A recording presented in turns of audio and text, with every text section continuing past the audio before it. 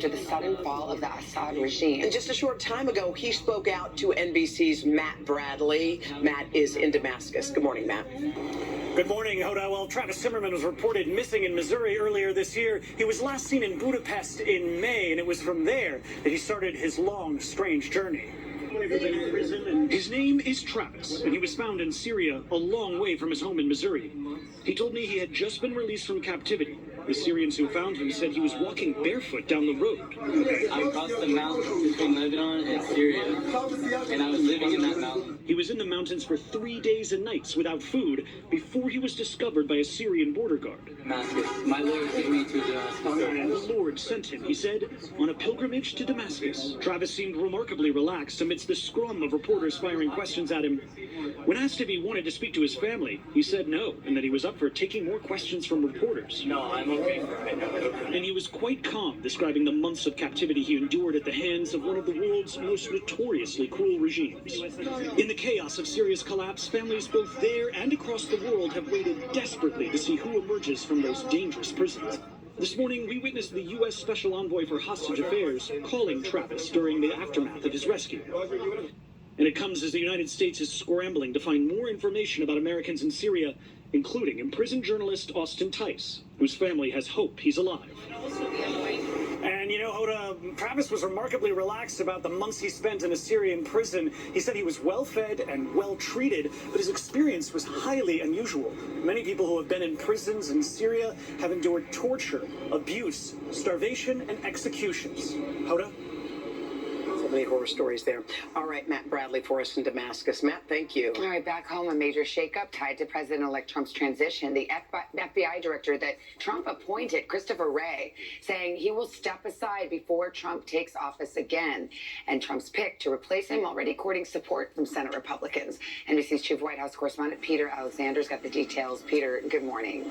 Savannah, good morning to you. For the last 7 years, Christopher Wray has overseen one of the most tumultuous periods in the FBI's history, with President-elect Trump making clear his dislike of both Wray and the bureau he leads. Still, there are no guarantees that Trump's provocative pick to replace Wray will be confirmed by the Senate, with real questions today about Kash Patel's qualifications to lead the nation's premier law enforcement agency.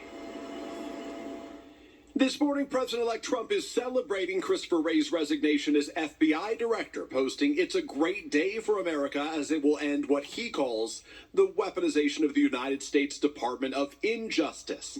After Wray revealed to bureau employees he'll step aside before Trump takes office. This is the best way to avoid dragging the bureau deeper into the fray while reinforcing the values and principles that are so important in how we do our work. Wray will leave with nearly 3 years left in his 10-year term, handpicked by Trump himself in 2017, after then-President Trump fired FBI Director James Comey. The president-elect has attacked the DOJ and FBI for years, arguing that he was unfairly prosecuted for political reasons, and slamming Wray in an interview with Kristen Welker over his role in the classified documents investigation. I can't say I'm thrilled with him. He invaded my home. I'm suing the country over it. He invaded Mar-a-Lago.